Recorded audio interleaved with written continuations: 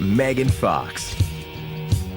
What Megan has created is this amazing fantasy world that really caters to the core of her audience. She captured worldwide attention in the blockbuster sensation Transformers.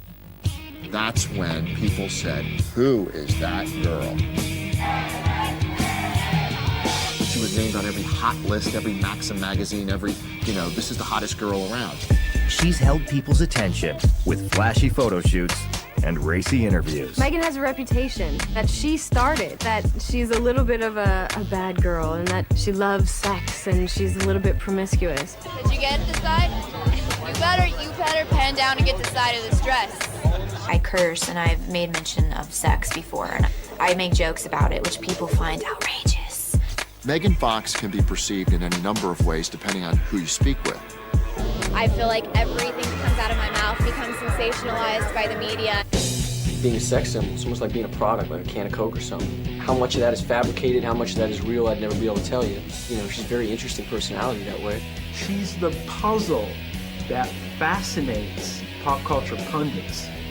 She's the enigma. Megan, over your shoulder. By the time Megan Fox was 22, she was a sex symbol. Everybody was Googling her. Everybody was looking at pictures of her. People knew her as the hot vixen from the first two Transformers films. And she was about to star in a teen horror flick called Jennifer's Body.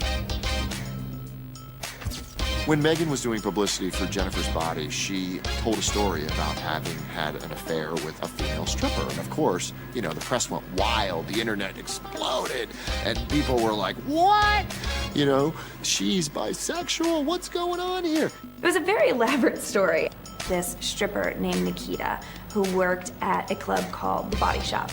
And that she would go and she would get lap dances so that Nikita, she would get to know her better. She would tell her things like, you're better than this, you can do more.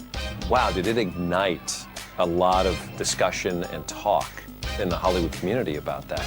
Nikita is not real.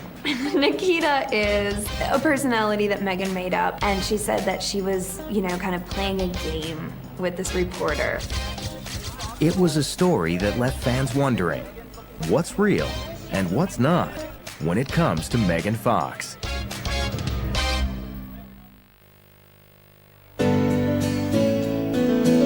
Megan Fox was born May 16, 1986, into a world far different from Hollywood.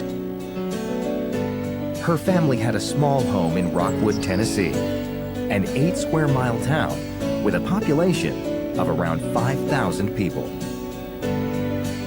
Her father was a parole officer, and her parents separated when she was young, and they eventually divorced.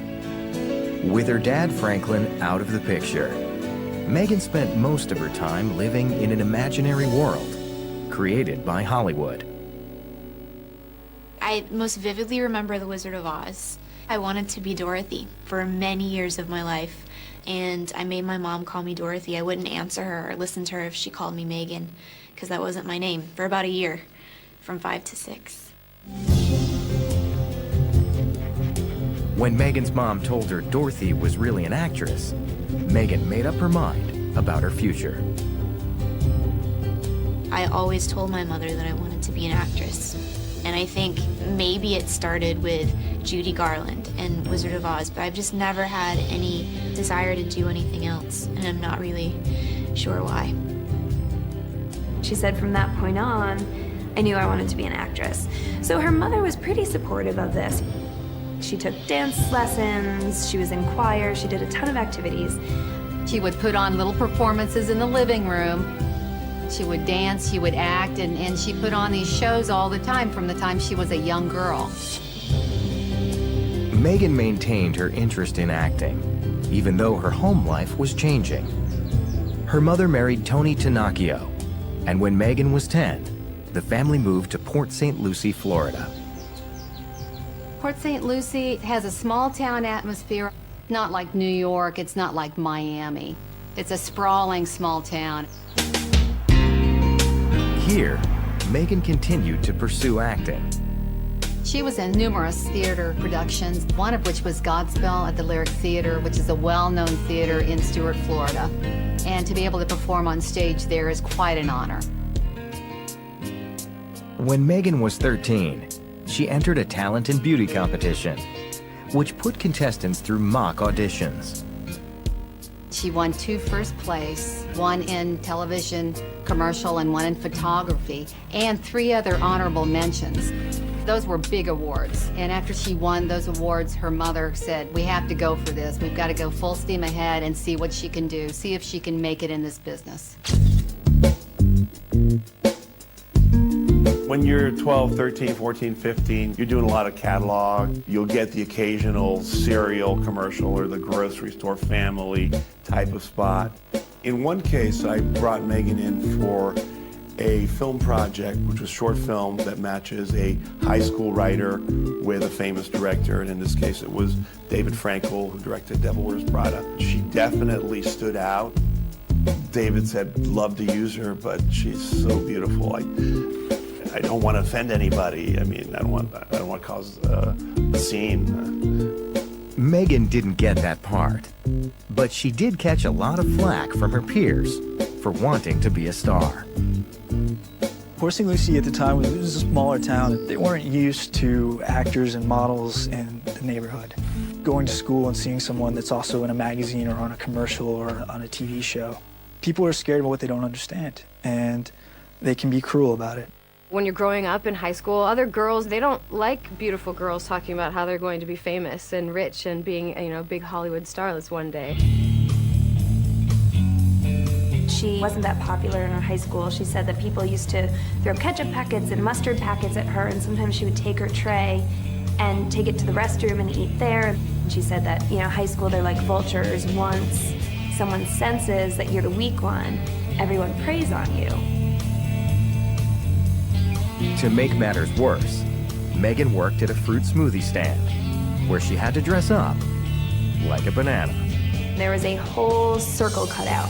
So you could see her face, you could see clearly who she was. High school students used to come by, drive by, back and forth, and yell obscenities at her. Megan also had problems at home. Megan was raised very modestly. She was raised by her mother and her stepfather, who, by her own admission, were very, very strict. They would not let her date at all.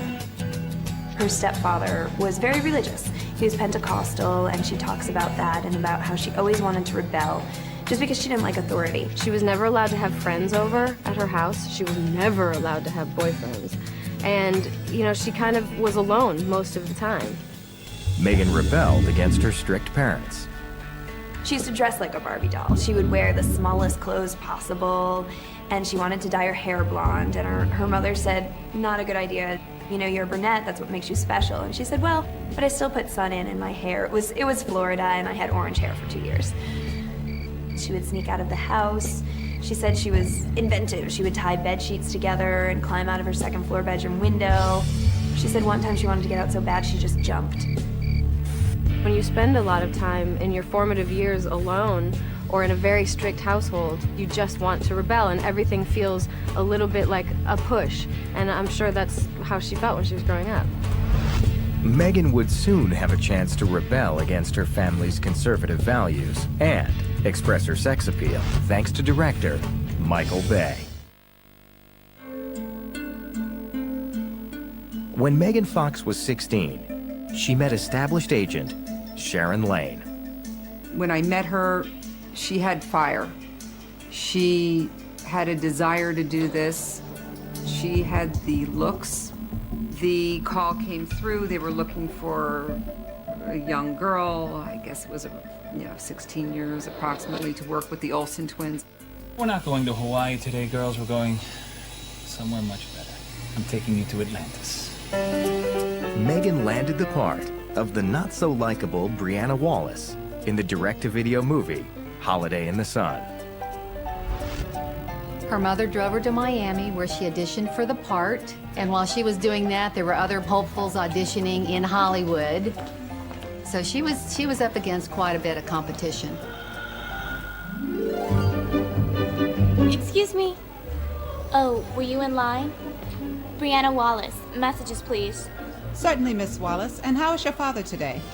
In the casino. Wondering why this is taking so long? She was a mean girl. She was the spoiled, rich, nasty, sort of alpha female that picked on the nice, sweet, blonde Olsen twins. I'm sorry. Thank you. And thank you. Next time, take a number. Filming her part in Holiday in the Sun took only 8 days, so it was a very fast shoot. Look, as long as you're with me, you won't get into trouble.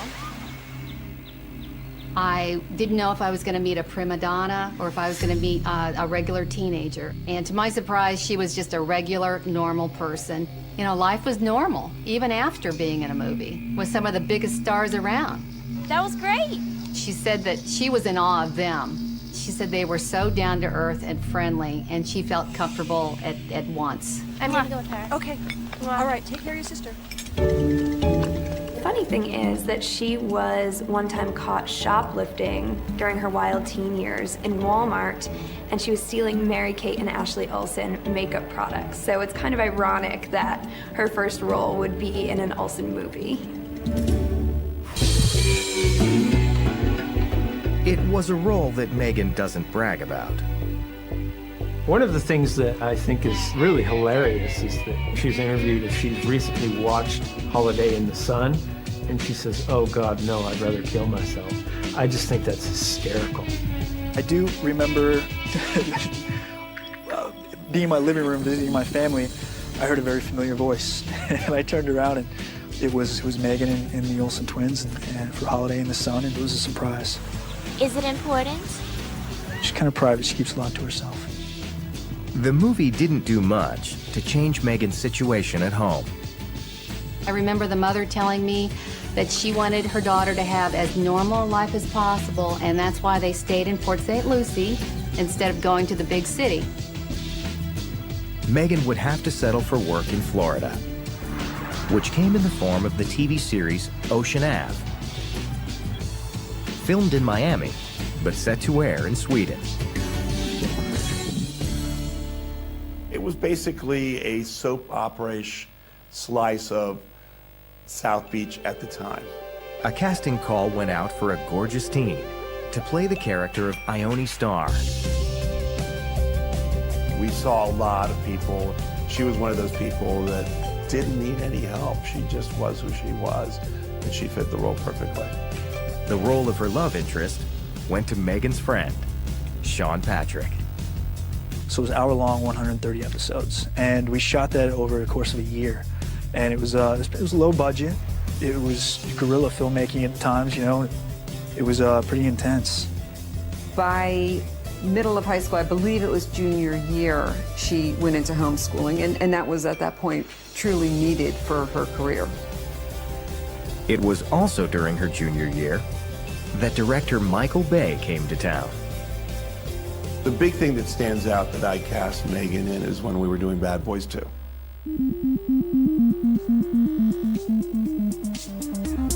Bay wanted good-looking extras for a party scene. Michael Bay wasn't finding the right girl. And I remember saying, we're gonna go meet him out at a helicopter pad. And I brought Megan and another girl out there. And he looked at Megan and he looked at the other girl and said, good. Michael Bay picked Megan for the part. He saw something. She has it. It's clearly that it factor that we talk about when you meet somebody. She has it. And he capitalized on it. Every time Michael was shooting and rearranging shots, and he always wanted to make sure that she was in that shot. She earned $500, and most of what she shot wound up on the cutting room floor. But she did learn a valuable lesson. Sex sells.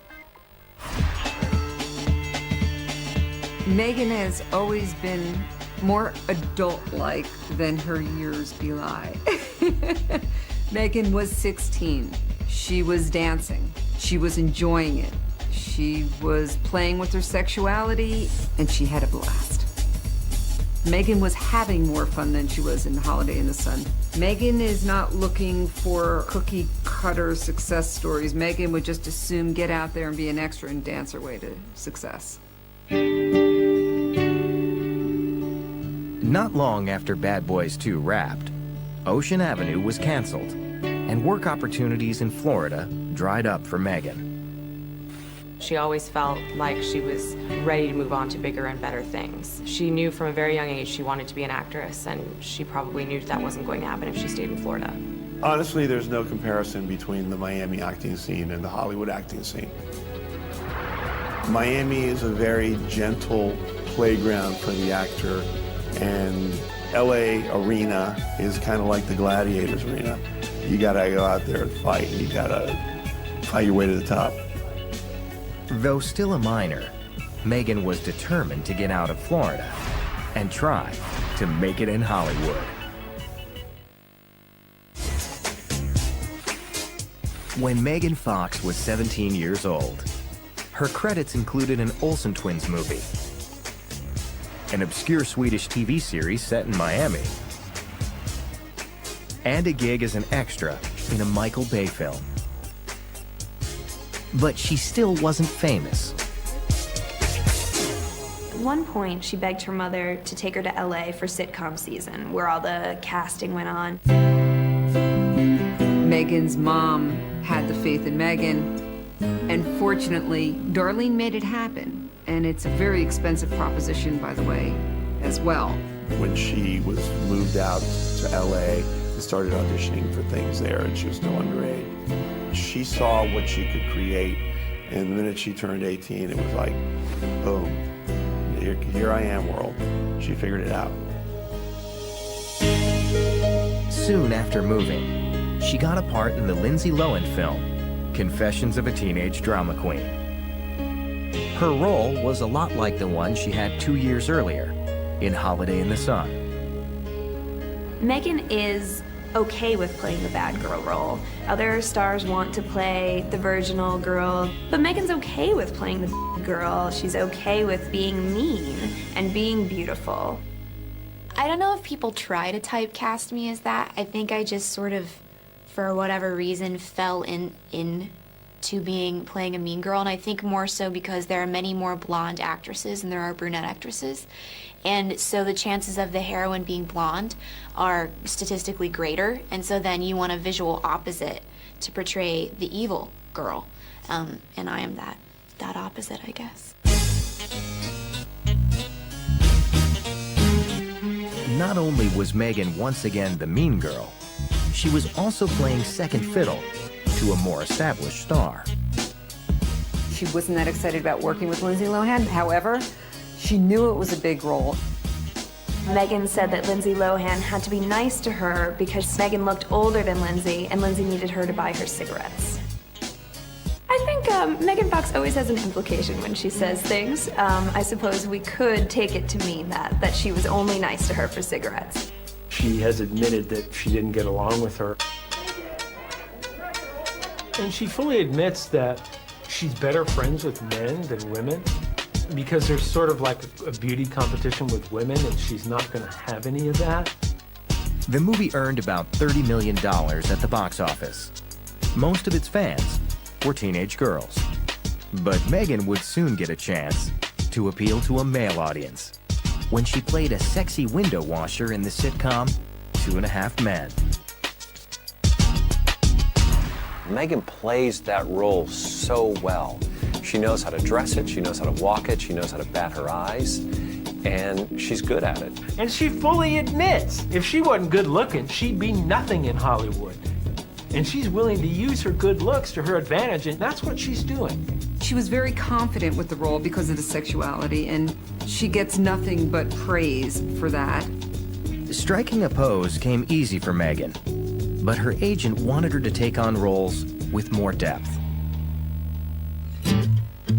So Lane encouraged her to audition for a part, replacing actress Nicole Piaggi in the TV sitcom Hope and Faith.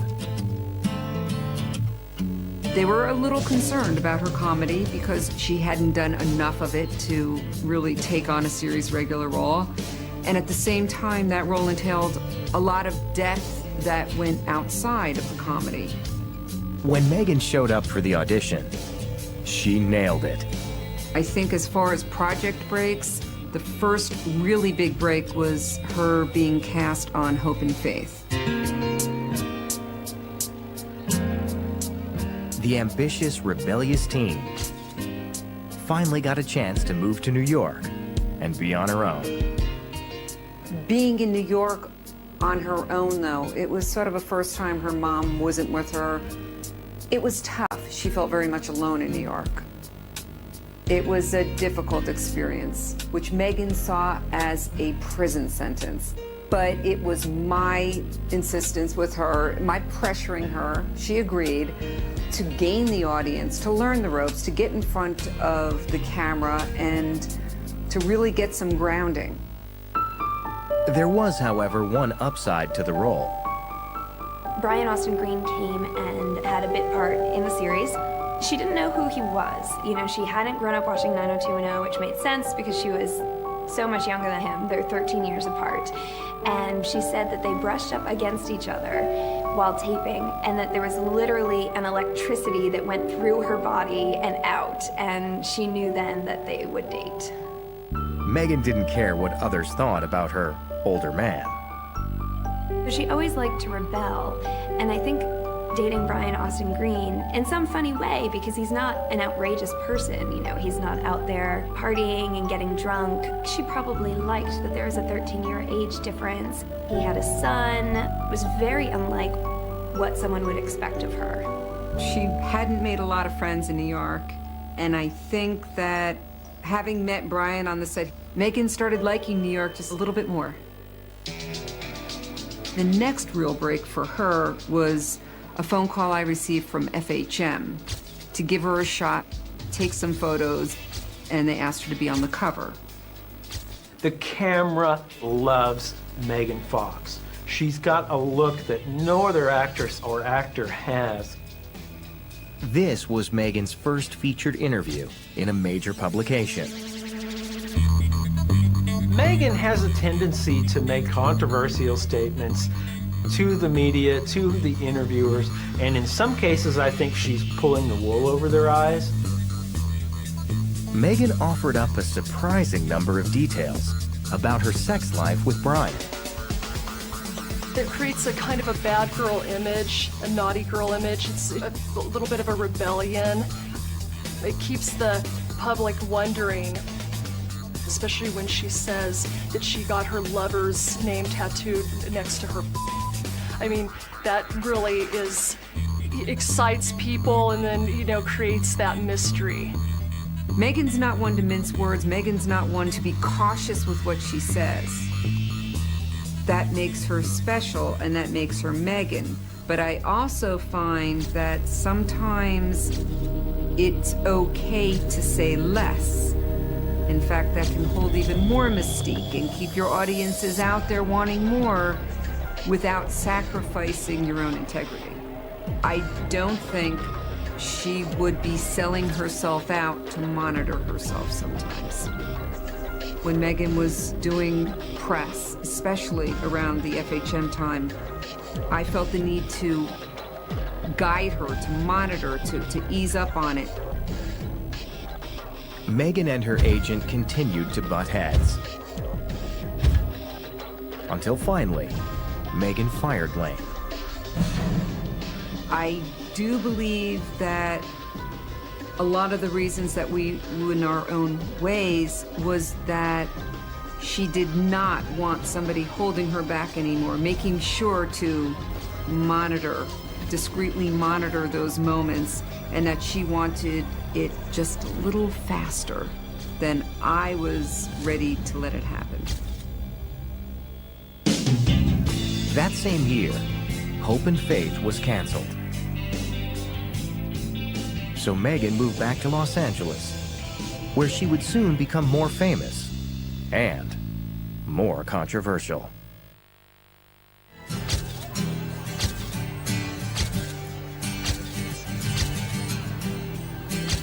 In 2006, Megan Fox moved back to Los Angeles. where director Michael Bay had a major production in the works. She owes a lot to Michael Bay. She really does. I mean, when you go even further back to Bad Boys, he spotted her, he saw talent. He saw something, and he capitalized on it and made her somebody. She came in front of him again, and maybe something clicked, but he sees a lot of people, and he's a very difficult guy to please. She earned that role. The movie, Transformers. The role, Michaela Baines. Megan's big break was undoubtedly Transformers. That's when people said, "Who is that girl?" She had instantly, after the Transformers movie, become this pop culture icon. Everybody was Googling her. Everybody was looking at pictures of her. Her stardom was secure.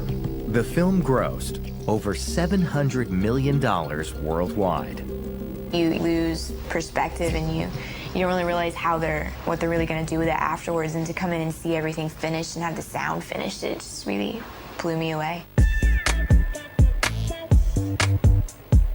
Megan Fox was suddenly the focus of a lot of media attention. And so were her tattoos. Megan has 8 tattoos. She's got the Chinese word for strength on the back of her neck, and she's got a yin and a yang. And the most recent one, it's this beautiful, I mean, I've seen it up close and personal, very beautiful portrait of Marilyn Monroe. I got that after I completed the first Transformers. I got the Marilyn Monroe tattoo. Now, of course, it's right on her right forearm, so when people saw it, initially they're like, oh, Megan Fox has this obsession with Marilyn Monroe. Let's read all kinds of things into that. And I don't know, I've always been intrigued by her because she created a character that she lived behind. So she was always playing a character within a character in all of her movies, which I think is, the psychology behind that is very interesting. People were trying to read into, oh, this was a beautiful woman, Marilyn, who was desperate to be taken seriously. Ooh, maybe Megan.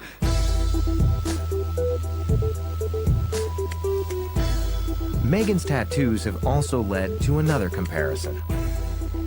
Well, everyone loves to compare Megan Fox to Angelina.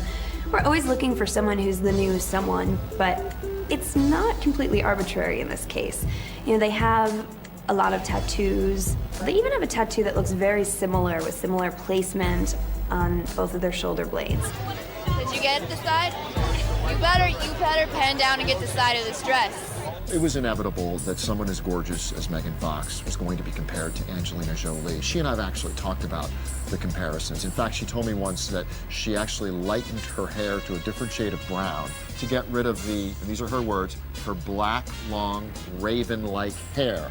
And I said, oh, you mean the Angelina Jolie hair? And she's like, exactly. It's a really, really, really good quote about Angelina. She says, I'm sure she has no idea who I am, but if I were her, I'd be like, who the is this little bull brat who was in Transformers that's going to be the next me? I don't want to meet her. I'd be embarrassed. So that's typical Megan Fox. It is what it is. I mean, you know, Shia is the new Tom Hanks, Rihanna's the new Beyonce, everybody's the new somebody, although none of us are any of those people. So it's just, you walk around with it, you live with it. Despite the comparisons, Megan became a sex symbol in her own right. FHM magazine in 2008 voted her the hottest woman on the planet with over 9 million votes for Megan Fox. Whoa. For Megan's next film, it seemed that art was imitating life. Megan did the little indie film with Simon Pegg, How to Lose Friends and Alienate People. She played this starlet coming up that just relied on her beauty, and there's this scene where she walks through a pool, it's dripping wet, and the paparazzi catch her outside, and all of a sudden, she's a star. So, very parallel to her own life in some ways. She's very pragmatic about her career, and she sees herself as looking a certain way. She plays with this, and it helps her get roles, absolutely. It helps her land on covers, mostly of men's magazines, FHM, GQ, Esquire.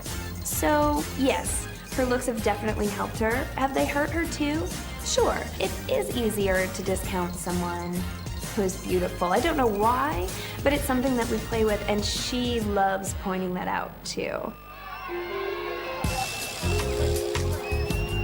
By the time Megan started doing publicity for the Transformers sequel, the press was all over her.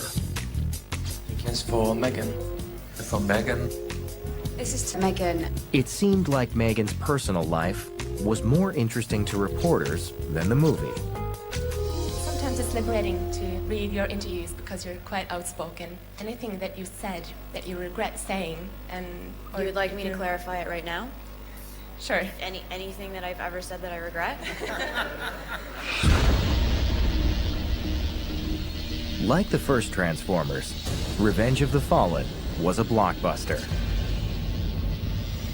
But a controversy between Megan and the director was about to erupt.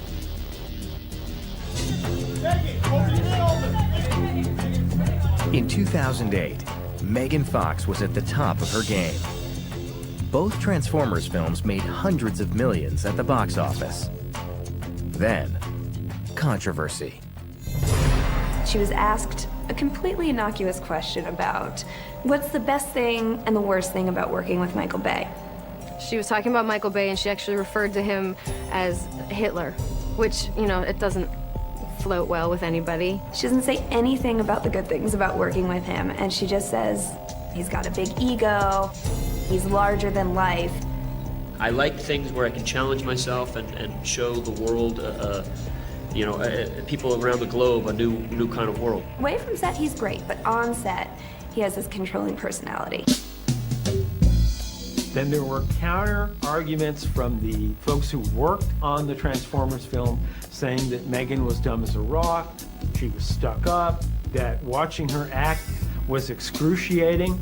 In response, Michael Bay said, you know what? I don't condone what the production crew said about Megan. I don't condone what Megan said about me. But you know what? Megan says things. He said her crazy quotes are part of her charm, and he's looking forward to more crazy in the third Transformers. It looked like Megan and Michael Bay patched things up. Then she started work on a film called Jennifer's Body. She was the first person that we saw for Jennifer, and she was the only person that we saw because she embodied that character so perfectly. When Megan was doing publicity for Jennifer's Body, she told a story about having had an affair with a female stripper. She has an interview where she actually talked about having a bisexual relationship with a stripper named Nikita. Of course, the press went wild, the internet exploded, and people were like, what? She's bisexual, what's going on here? And, she started to fall in love with Nikita. She would get lap dances so that Nikita, she would get to know her better. She said she turned into basically a creepy middle-aged man who was in love with but trying to save this stripper. And then she recanted it and said, oh no, I was just kidding. That's the kind of girl Megan Fox is. She is a big jokester. She really enjoys making up these stories and playing with bisexuality and what that means to the media. In my opinion, she was just kind of testing the press to see how far a story like that would go. Why? Because it was a man that was interviewing her, and she knew that that's what he wanted to hear. Maybe she's saying that for attention and trying to portray, the bad girl side of her. But she comes from a very good girl background. And so it's a dichotomy. Calculated? If it was brilliant. Not long after the story broke, Jennifer's Body hit theaters. In it, Megan shared a long kiss with co-star Amanda Seyfried. It is genuinely kind of erotic and uncomfortable for the audience. I think that's what makes people want to talk about it. As much as people love it, they also are kind of squirming. Megan wasn't afraid to fuel more gossip. Playing with the bisexual theme more, she talks about the kiss that she shared with Amanda Seyfried. She said that she loved doing that, and she feels safer with girls than she does with men, and it was the best kiss she's ever had on a movie. And Amanda wasn't that comfortable, but she was very comfortable. Yeah, I mean, it's just awkward. It takes awkward to another level with doing a love scene with a female. I think what Megan has created is this amazing fantasy world that really caters to the core of her audience.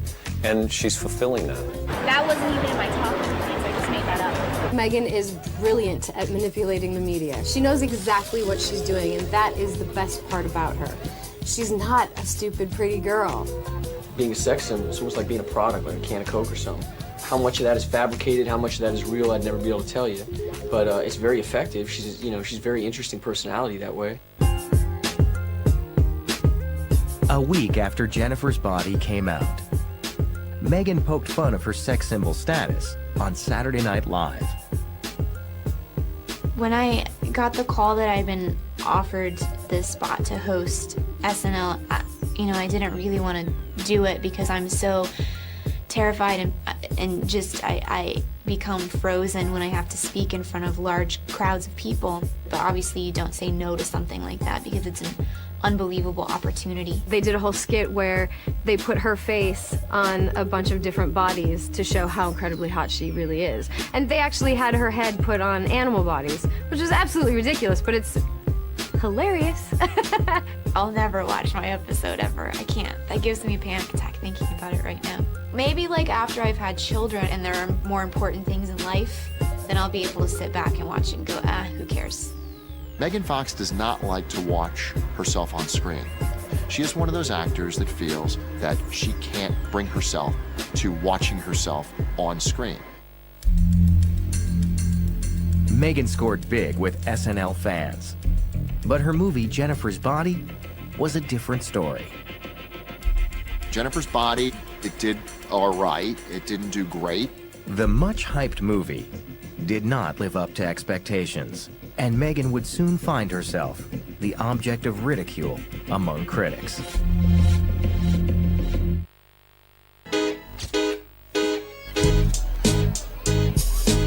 By the time Megan Fox was 23 years old, she had already starred in 2 blockbuster hits, hosted Saturday Night Live, headlined an outrageous horror flick, and established herself as a sexy leading lady. Much of her career thus far has been based on the way she looks, from the Michael Bay action movies to even Jennifer's Body, in which she was very funny. But it's all about Megan Fox looking a certain way. Girls are really powerful, and I think it's been overlooked. The power of females have been overlooked in film for a long time. You know, she was named on every hot list, every Maxim magazine, this is the hottest girl around. And so she was even getting sick of hearing her own name. And she's the first to tell you that. Have you ever been given a compliment and you just can't take it because you maybe don't agree with it, or you just are uncomfortable taking it? It's like that non-stop all day, every day. I'm just really embarrassed by it. If I told you you were the sexiest man I've ever seen in my life. Oh, tell me. Megan knows how to use the media as a tool. At the same time, that tool can come back and cut you sometimes. There almost started to become a little bit of backlash, where maybe Megan Fox was getting a little too much exposure. Excuse me, please. Megan! Megan, you're looking absolutely amazing. Follow me. I think that she just feels like every little thing she says gets pulled out by a different blog or a different newspaper. Oh my God! Megan, please! And I don't think she's wrong in thinking that. I think that that's how the entertainment news system works in a lot of ways. I feel like everything that comes out of my mouth then becomes sensationalized by the media and becomes stamped controversial no matter how harmless I actually intended it to be. To make matters worse, in 2009, Megan received 2 not-so-desirable Golden Raspberry nominations. Megan Fox, a woman who, if Transformers had hood ornaments, could be one.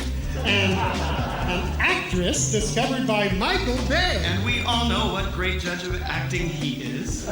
Flailed by Fear.net, which flawed. She can't deliver even one line reading that doesn't sound like a late-night promo for a 1-900 lonely girl hot.